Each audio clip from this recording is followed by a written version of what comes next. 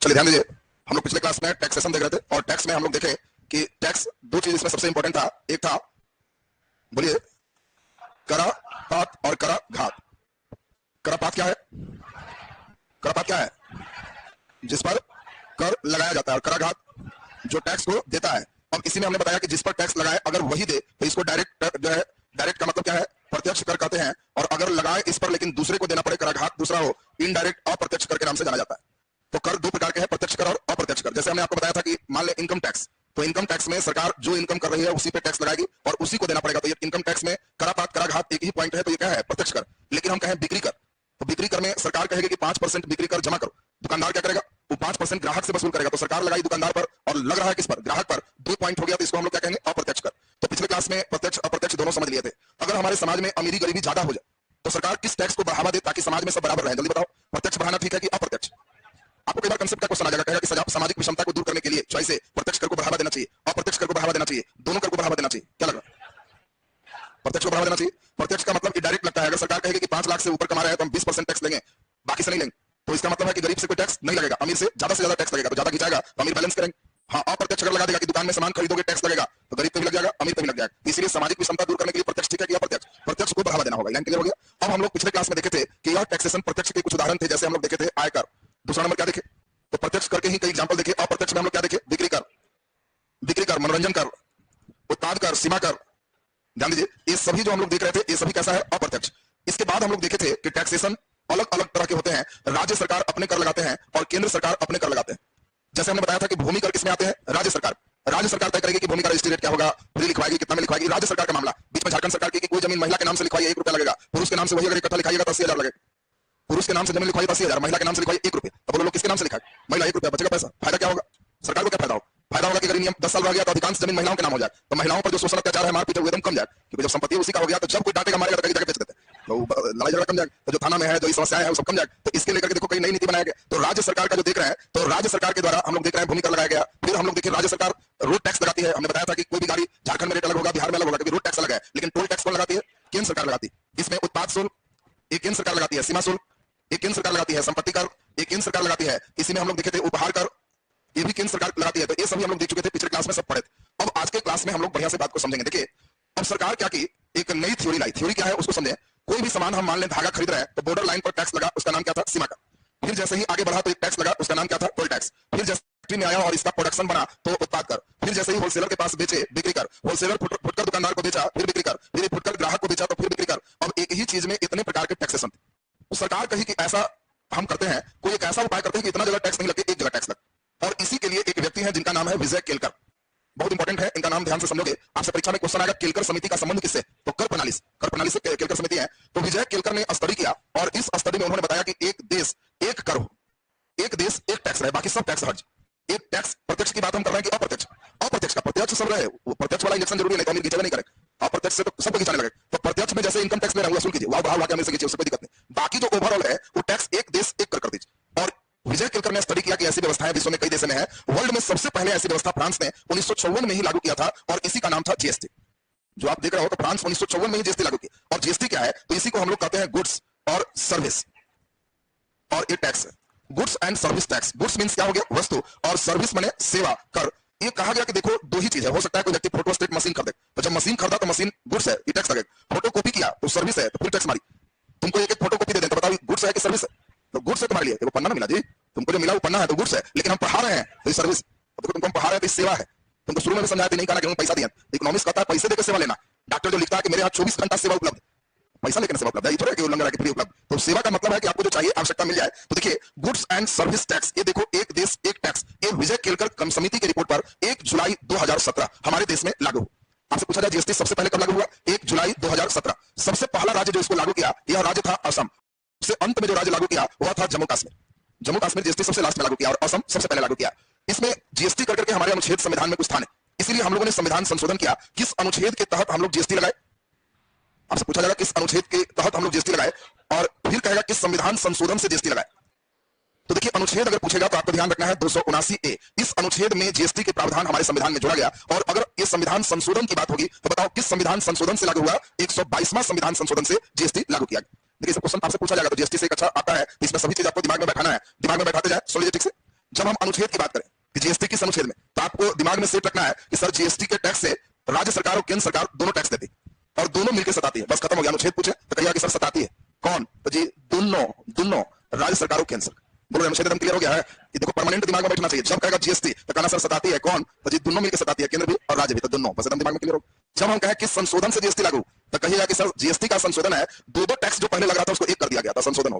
बोलो 122 में क्लियर है सबका।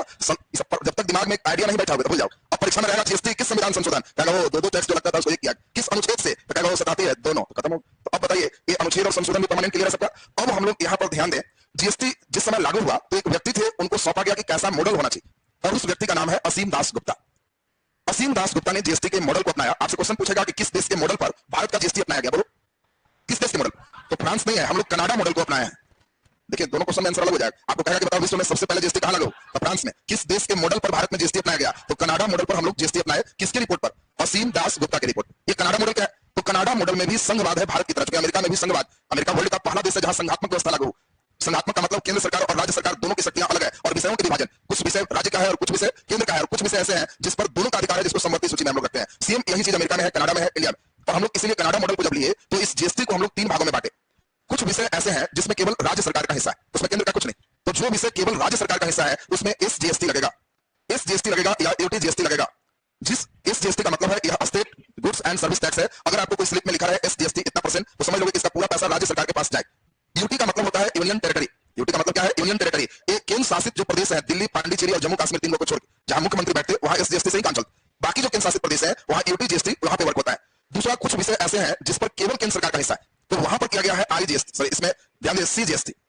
सीजीएसटी का मतलब क्या है, central goods and service tax. और कुछ जो ऐसे हैं जिस पर दोनों का अधिकार, केंद्र का भी राज्य का भी, तो उसको आईजीएसटी लगाया जाता है। आईजीएसटी का मतलब integrated goods and service tax. तो बात समझिए, अगर आपको कहीं वाउचर मिले और उसमें आईजीएसटी लगाओ तो समझ लेना कि इंटीग्रेटेड है, इसमें दोनों का हिस्सा है, केंद्र का भी राज्य का भी। एसजीएसटी है केवल राज्य का, सीजीएसटी है केवल केंद्र का, और यह मॉडल किस देश का है, कनाडा, और हम लोग इसी मॉडल पर जीएसटी लगा। अब ध्यान दीजिए, जीएसटी के जो स्लैब है, हमारे केंद्र सरकार जीएसटी जो स्लैब है इसको भी 4 भागों में बांटी है, 5%, 12%, 18% और 28%। 4 स्लैब का जीएसटी। अब सरकार तय करती है किस पर कितना रखना है, किसी पे 5 है, किसी पे 12 है, किसी पे 18 है, किसी पे 28। 28 किस पर होगा, फैशन वाला चीज, शौक वाला चीज पर, जो आवश्यक बहुत नहीं है, तो सरकार उस पर 28% लगाती है। क्या जरूरत है लेने का, तो जिले में करेंगे 28%, तो लो दीजिए। तो ये बाकी जो बहुत इसेंशियल है उस पर कितना है, 5%। अब बताइए आप लोग यहाँ पढ़ रहे हो कितना परसेंट जीएसटी, कितना परसेंट है, तो सेवा में सरकार कहती है कि 18% जीएसटी लगे। सरकार कहती है कि जो भी बच्चा पढ़ रहा है उसके पैसा में कोचिंग वाले की ड्यूटी है बच्चों से पैसा एक्स्ट्रा जीएसटी के नाम पर ले और वो पैसा हमको पेड कर, वो पैसा से सरकार चलाएगी देश। तो ये 18%। इसमें अभी जो है ध्यान दीजिए, अच्छा सोना पर कितना होगा, सोना पर ज्यादा जीएसटी होगा कि बिस्किट पर, ज्यादा जीएसटी किस पर होगा, सोना पर होगा। तो नालायक, सोना पर 5% है, बिस्किट पर 18%, ज्यादा किस पर हो गया, बिस्किट पर बहुत ज्यादा है, सोना पर कितना है, 5%। अब ऐसा क्यों है, जो भी चीज रिसाइकिल बार बार होती है सरकार उसमें जीएसटी कम लगाती, जो एक बार कंजम्पशन होकर खत्म है उस पर हाई जीएसटी लगाती। सोना ऐसा चीज है कि स्थिर रहेगा ही नहीं, कोई आदमी रखे हुए 10 साल रखेगा, 20 साल रखेगा, 30 साल रखेगा, फिर कहेगा क्यों भाई से नहीं, अगर खत्म होगा फिर दुकान में जाएगा कि रख लीजिए नया दे दीजिए, तो रख लिया नया दे दिया, तो फिर वस्तु पर फिर जीएसटी लग गया। फिर वैसे 5-6 बार अगर सेलिंग हो गया तो ये 5-5% करते हुए 30% भाग। बिस्किट ऐसा है कि खाया पूरा रहता है नहीं, वो एक बार काम खत्म, तो 1 बार कंजम्पशन होने के कारण उस पर जीएसटी ज्यादा है, जिस पर रिसाइक्लिंग होगा उस पर जीएसटी कम रखा गया। अब अभी एक मेन मुद्दा चला रहा है वो है पेट्रोल डीजल। अभी के समय में क्या है, पेट्रोल जैसे ही सीमा पर पहुंचती है वैसे ही सरकार कहती है कि अगर पेट्रोल मान लेते हैं सपोज सरकार 10 रुपए लीटर खरीद रही, तो 10 रुपए लीटर खरीद रही है, तो सरकार वहां सीमा पर 20% सीमा शुल्क लगाती, और 20% सीमा शुल्क लगाने के बाद 2 रुपया सरकार लेके रेट कितना हो गया, 12 रुपए।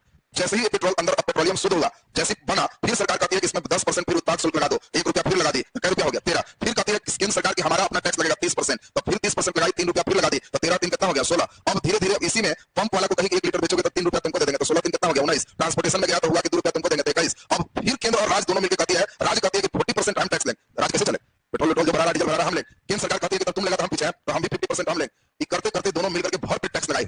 इसी में सब लोग कह रहे हैं कि एक देश एक टैक्स आप 17 में हल्ला किए थे, तो पेट्रोल में क्यों नहीं लगा रहे। अगर पेट्रोल में जीएसटी लगाएंगे, आपको जो स्लैब पसंद, तो उस स्लैब अगर मान लिया 18% वाला भी करेंगे, तो 10 रुपया के सामान में 18% केवल आप टैक्स लेंगे, तो 1 रुपया 80 पैसा केवल टैक्स हो। आज पेट्रोल डीजल पर अगर खाली हो जाए कि सब टैक्स हटा के केवल जीएसटी लगेगा, तो 1 लीटर का मूल्य 20 से 25 रुपए प्रति लीटर गिर जाएगा। सोच लो 1 लीटर का दाम 25 रुपए गिर जाएगा, अचानक होगा कि 100 से लिखा रहा है 75, क्यों, सब टैक्स हट के जीएसटी भाग। लेकिन सरकार देख रही है कि 25 रुपए तो मेरा ही ना चला जाएगा, तो आदत वही गया सबको 100 खरीदने का, चलते रहिए। अब फिर जब देखा जाएगा समस्या है तो उसको सोचा जाएगा। तो अभी पेट्रोल पर केवल नहीं है, पेट्रोल डीजल पर बाकी लगभग वस्तुओं पर जीएसटी लगाए हैं, वो भी पूरी बुद्धि लगा के। अगर कोई महिलाएं हैं सूट खरीद रहे हैं, तो सलवार सूट अगर उनका 1000 से नीचे का है, तो सरकार कहती है कि 1000 से नीचे का है तो ठीक है 5%। जैसे है कि 2000 तक के है 12%, जैसे है 2000 से 4000 के कर दे 18%, लहंगा खरीद रहे हैं 6000 तो 28%। सरकार भी बहुत तेज है, वो नहीं समझना कि कपड़ा जीएसटी में अगर तुम जाओगे तो कपड़ा वाला में लोगे तो रेट वाइज जितने महंगा खरीदोगे सरकार कहेगी कि वो पसंद आपका टाइट है तो थोड़ा इधर भी टाइट दे दीजिए, बात समझ रहे हैं? तो जीएसटी के स्लैब ये अभी चल रहे हैं, तो हम समझते हैं कि अब आपको कहीं भी जीएसटी रहेगा तो मामला समझ में आएगा। अब एक देश एक टैक्स में सरकार कुछ सुविधा भी दी है जीएसटी में। जैसे मान लो हम अपने संस्थान का जीएसटी भरो, मान लेते हैं कि आप लोग के द्वारा इस मंथली जीएसटी भरा जाता है, हर महीने देना। जिस महीने में आप थोड़ा सा भी दस्तक नहीं दिए, 11 तारीख से आपको मैसेज आने लगेगा कि प्रिय बंधु 11 तारीख हो गया, 2 दिन के अंदर नहीं देंगे तो सूद जोड़ा जाएगा, फाइन लगे, जीएसटी पर भी फाइन लगे। क्योंकि अगर वो महीना क्रॉस कर दिया तो डेली फोन आना शुरू हो जाएगा कि जीएसटी डिपार्टमेंट से हम टैक्स कमिश्नर बोल रहे हैं, आप अभी तक नहीं जमा, मतलब डेली करना ही करना है आपको। अब अगर जीएसटी में भी सब कोचिंग वाले को नहीं देना, ये नहीं कि कोचिंग खोले जीएसटी दीजिए, सरकार कहती है कि गरीब से हम नहीं लेंगे, जिनका इनकम 20 लाख से नीचे है साल भर में आप अगर 20 लाख पार नहीं किए तो आपका जीएसटी नहीं लगे। एक साल भी गलती से पार हो गए तो आपको जीएसटी शुरू हो गया, भले अगला साल आप 1 लाख कमाइए आपको लगे। आप एक साल भी पार हुए मैंने आपको पंख हो गया, अब आपको नोचा जा सकता है। पंख नहीं हुआ तो हम नहीं नोचेंगे, 20 लाख लिमिट किया। अब मान लो 20 लाख टप गया तो जीएसटी लगेगा, हर महीने लगेगा। खाता में मान लेते हैं आपका 2 लाख आया तो सरकार क्या परसेंट करती? 18। एकदम महीना का 10 के पहले सरकार तगादा भेज देगी, 36,000 रुपया ट्रांसफर कर दीजिए, एकदम देना ही देना है। अगर 4 लाख खाता में आ गया, 72,000 रुपया ट्रांसफर कर दीजिए, देना। अब उसमें सरकार सुविधा भी देती है। सुविधा क्या है? शिक्षा से संबंधित आप कोई वस्तु खरीदते हैं, जैसे हमने मान लो ये बोर्ड को खरीदा, अभी बोर्ड का दाम मान लेते हैं 2 लाख है, सरकार कहती है कि इस पर हम 12% टैक्स लेंगे। तो जहां से हम बोर्ड लिए वो बोर्ड वाला कहा कि सर 2 लाख का बोर्ड है, 12% 12 दूनी 24,000 इसका जीएसटी लगेगा, 2.25 लाख इसका प्राइस लगेगा।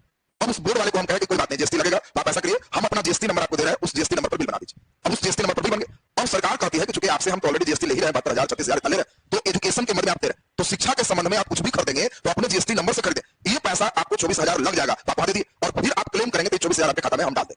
बात समझिए, अगर हम एजुकेशन संबंधित कोई भी वर्क करते हैं तो जीएसटी जो भी हमारा लगेगा वो जीएसटी खाता में रिटर्न हो जाएगा। लेकिन सरकार कहती है जिस खाता से आप जीएसटी कटवा रहे हैं उसी खाता से बोर्ड का पैसा दीजिएगा, तब जैसे तैसे दे दिया कि तुम दे दो वाले लोग का नहीं जानते, एकदम उतना पैसा उसके खाता में ट्रांसफर होगा कि हाई बोर्ड वाला के गया, तब हम समझेंगे कि नहीं मेरा वाला ये बेचारा कितना देगा, इधर भी दिया फिर जीएसटी देगा तो एक देश एक टैक्स, तो ये वाला रिटर्न हो जाए। तो ऐसी व्यवस्था है, देखो इस सिस्टम में चलते हैं। तो अब हम समझते हैं जीएसटी की बात बिल्कुल क्लियर हो गया सबका, जल्दी से नोट करेंगे। अब आज हम लोग ध्यान दीजिए, आज टैक्सेशन आपका कंप्लीट हो गया। अब हम लोग अगले क्लास में बजट समझे, 2 दिन लगेगा बजट समझने में, उसके बाद 2-3 दिन और लगेगा इकोनॉमिक्स का क्लासेस इधर बेसिक कंप्लीट, तब 1 सप्ताह करंट सिस्टम को समझना। करंट जहां समझ लिए इकोनॉमिक्स का काम खत्म, क्वेश्चन सभी बनने लगेंगे। अब मेन हमारा कोशिश था टर्मिनोलॉजी आपको सब समझ में आए, टर्मिनोलॉजी तो हर लेसन का समझते गए ना सबको, लिख दीजिए फटाफट जल्दी बोला जाए। आईजीएसटी का पैसा केंद्र सरकार खाता में लगी और फिर आईजीएसटी में जो भी है राज्य और केंद्र के बीच बटा हुआ है, तो दोनों का पैसा है। अब मान लो कि केंद्र सरकार के पास 2 अरब रुपया चला गया, तो राज्य सरकार भी कंप्यूटर में अपना चेक करेगी कि जिस राज्य से बिका है तो 2 अरब देश में करना है, तो बिहार सरकार कहेगी कि इसमें 80 लाख बिहार से बिका तो 40 लाख मेरा है, तो हमको भेज दीजिए। बीच में वही सरकार मांगते रहती है कि हमारा हिस्सा नहीं हुआ, तो वो वहां से उसके ट्रांसफर करे। आईजीएसटी में केंद्र के पास आने दो और जो राज्य से बिका है सब अपना क्लेम करोगे, मेरा इतना है, हम ट्रांसफर कर देंगे। बस समझ रहे ना, दोनों का हिस्सा। चलिए लिख दीजिए नीचे, पिछले क्लास में कहा था किए थे प्रत्यक्ष प्रत्यक्ष दोनों लिखा गया था ना। चलिए आज सीधे हेडिंग दे दो, हेडिंग दे दीजिए GST, goods and service tax, heading दे दीजिए GST, goods and service tax, वस्तु और सेवा कर, वस्तु और सेवा कर, वस्तु और सेवा कर। नीचे डैश लिख दीजिए सर्वप्रथम फ्रांस में 1954 में जीएसटी लागू हुआ, फ्रांस में 1954 में जीएसटी लागू हुआ, फ्रांस में 1954 में जीएसटी लागू हुआ। नीचे डैश लिख दीजिए भारत में विजय केलकर समिति की सिफारिश पर,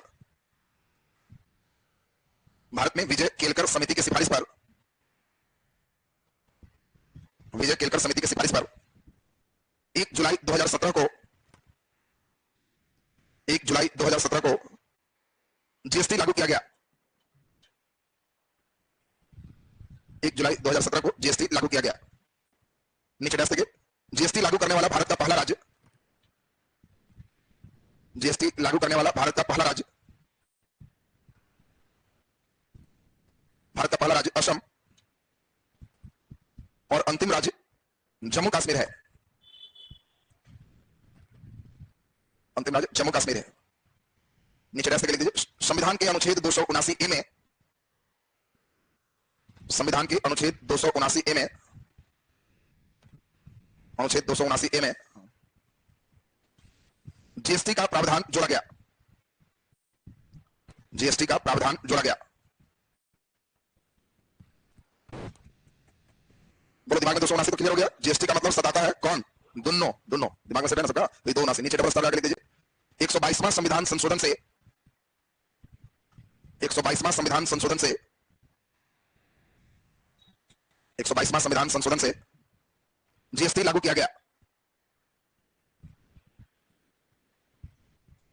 नीचे डैश देखिए असीम दास गुप्ता कमेटी की अनुशंसा पर, असीम दास गुप्ता कमेटी की अनुशंसा पर,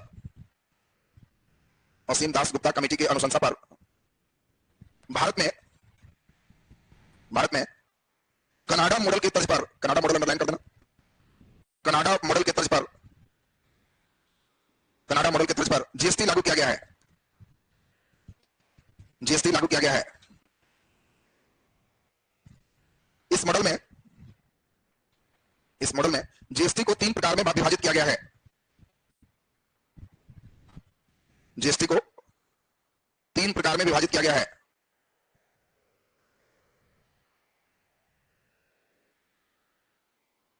खड़ा तुम, खड़ा जल्दी। परीक्षा में क्वेश्चन छाट के आएगा, क्वेश्चन इसके लिए कोई नहीं बोलना। आई जीएसटी में आई से क्या तात्पर्य है? आई जीएसटी में आई से क्या तात्पर्य है? Internal, internet, international. शांति रहिए, कस के बोल। इंटरनेशनल। अरे तो भयंकर टैक्स लगाएगा ये। बैठो, बोलो इंजीनियर साहब, बोलो।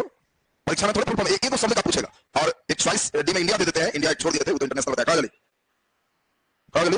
बोलो, आई जीएसटी में आई से तात्पर्य है इंडिया, इंटरनल। अच्छा इंटरनल, बैठ जाइए। इंटरनल होगा, हाँ। आंसर है इंटीग्रेटेड होगा। इंटीग्रेटेड का मतलब एकीकृत होता है। हमारे इंटरनेशनल ठीक हो जाएगा, इंटरनेशनल बांट रहा। इस जीएसटी में क्या है? State goods and service tax, central goods and service tax. Integrated, एकीकृत, दोनों मिला के एक साथ, गुड्स एंड सर्विस टैक्स। तो जान के हम कोई सही नहीं दिए थे ताकि दिमाग में कभी लगे कि इंटरनल मारे कि इंटरनेशनल मारे। आप कुछ नहीं होगा तो इंडिया मारे। आंसर था इंटीग्रेटेड। लिखो, अभी मूर्ख नहीं करना। लिखे 3 भाग में बांटा गया। फर्स्ट नंबर लिखो S GST public UT GST. UT क्या है? Union territory. यूनियन टेरिटरी माने केंद्र शासित प्रदेश और राज्य, दोनों का एक जैसा हो गया।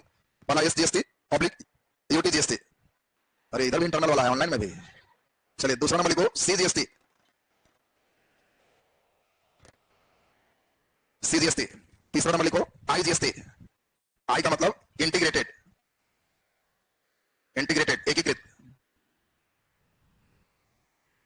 एकीकृत, एकीकृत का मतलब है दोनों एक साथ। तो बताओ जीएसटी कितने तरह का लगेगा? 3। अब बताओ भोजन पर ध्यान दीजिए। अब तो इधर हाल में बैठक हुई तो उसमें कहा कि सिनेमा हॉल में पहले चिप्स पर ये टैक्स था, अब 5% लगे ताकि सिनेमा देखने में झटका कम लगे। एक व्यक्ति बिल शेयर किया, अब होटल में सेवा कर कितना है? 18%। अब उसने लिखा कि हम होटल में बैठे तो होटल में 200 रुपया का खाना खाए, तो मेनू देख के हम खाए थे तो बड़ा खुश थे कि 200 का बिल। उसके बाद जब बिल आया तो उसमें लिखा हुआ था 9% एसजीएसटी और हुआ 9% का मतलब बोलो 18 रुपया। 9% सीजीएसटी तो फिर हो गया 18 रुपया और ये हो गया 236 रुपया। तो व्यक्ति इसको पोस्ट किया, अपना अपलोड किया और पोस्ट करने के बाद लिखा कि आज जब हम खा करके बिल पेमेंट किए तो लगा कि साथ में राज्य सरकार और केंद्र सरकार भी चाय पर बैठी हुई। खाए तो 200 के, हम 36 रुपया वो खींच ली, तो साथ ही बैठ के खाइए भाई। तो ये जो है दुख समझिए यहाँ पे आ गया। नीचे लिख दो GST slab. GST slab, GST slab. बोलो जीएसटी स्लैब को कितने भाग में बांटे? 4 भाग। टेस्ट लिख दीजिए। जीएसटी स्लैब को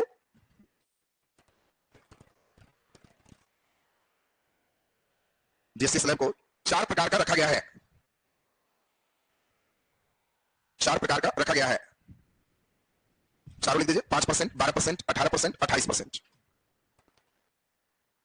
5, 12, 18 और 28। जो रिसाइकिल होने वाला चीज है जैसे सोना, तो उसमें जीएसटी ज्यादा लगेगा कि कम? कम। इन्हीं समझना कि सोना पर ज्यादा लगना चाहिए, रिसाइकिल होते रहता है। जो रिसाइकलिंग कम होगा और विलासता संबंधित है तो उसमें 28% पड़ेगा। क्लियर है सबका? बाकी स्लैब बदलते रहता है, कभी कभी बैठक होगा, जैसे करंट पे हम लोग चलेंगे। हाल में जीएसटी का कैमरा बैठक था, कुछ जो इंपॉर्टेंट डिसीजन हुए हैं उसको एक दो हल्का करंट के लिए हम लोग सीखेंगे, बस काम खत्म हो गया। बाकी बेसिक स्ट्रक्चर आपको लेसन में दे दिया गया। कल से क्लास नहीं छोड़ना, कल से हम लोग बजट का क्लास शुरू करें। 2 दिन में अभी तुम लोग को बजट कुछ समझ में नहीं आया होगा, क्या बजट पारित हुआ, अखबार में फ्रंट न्यूज आएगा, लेकिन तुम खाली ऊपर पढ़ के सीधे पन्ना उल्टे।